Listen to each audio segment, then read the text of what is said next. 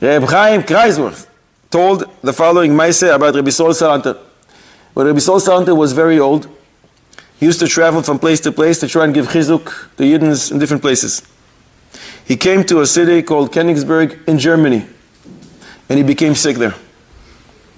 He told his host, look, if my condition deteriorates on Shabbos, you have no permission to violate Shabbos, to call Hatzalah, to call whatever you need to do Chilul Shabbos. There is no permission to do this for me. The person is startled. He said, and why not? So Rabbi Israel Salanter says, it's a halacha psuka.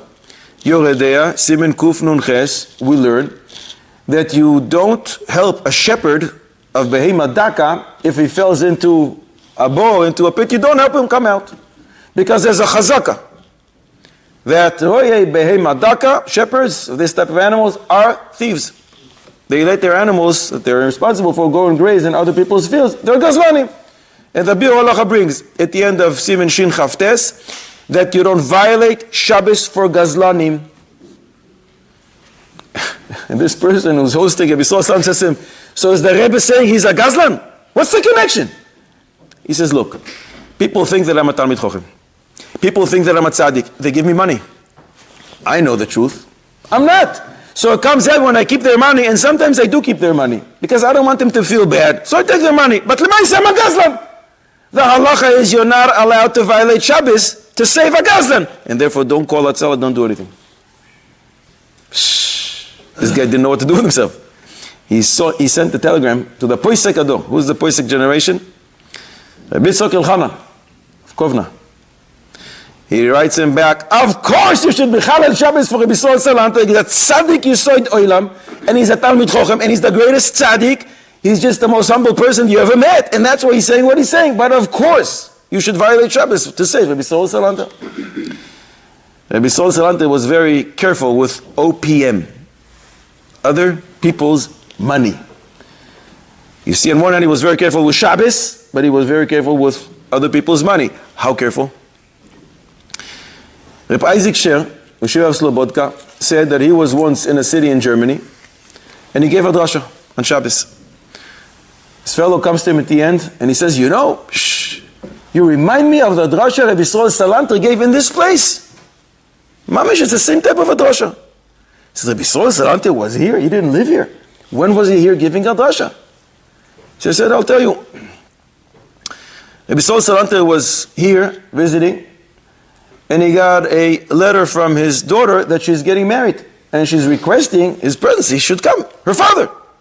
Rabbi Israel Salanter writes her back. And he says, my dear daughter, I would love to be in your wedding. I don't have the money.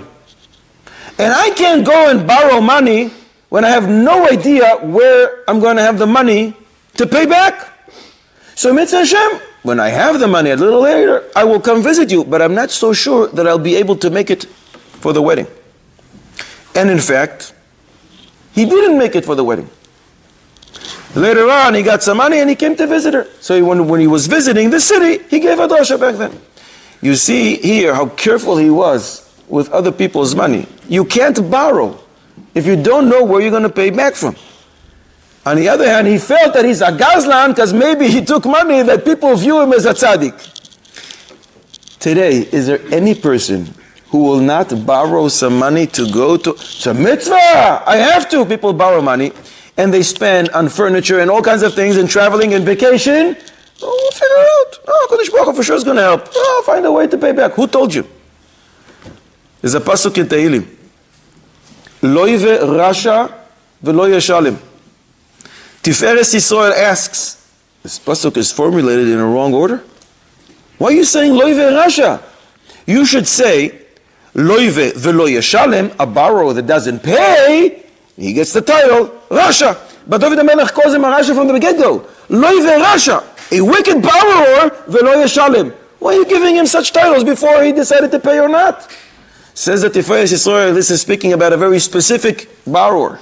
One that borrows and has no idea, no plan how to pay back. He, from the time that he takes the money, is called a rasha. Lo yive rasha because he has no idea and he doesn't have any plans of to be Meshalem, Velo Yeshalem, and therefore he is called a Rasha. How careful we have to be with other people's money. Where is the minhag? Is Israeli minhag? You borrow from one gemara, then you rely on the fact you can borrow from another gemara, pay back the first gemara you borrowed from. If you have a plan how to ultimately pay the gmach, what's the difference if it's gmach A or gmach B or gmach C, but you have a plan how to pay them?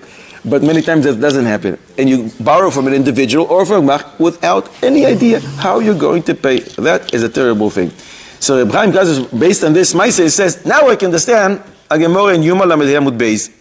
The Gemara says that Hillel was very, very poor, and he didn't have whatever it took, $1 or half $1, to go into the Beis Medrash and to learn and to hear Divrei Torah.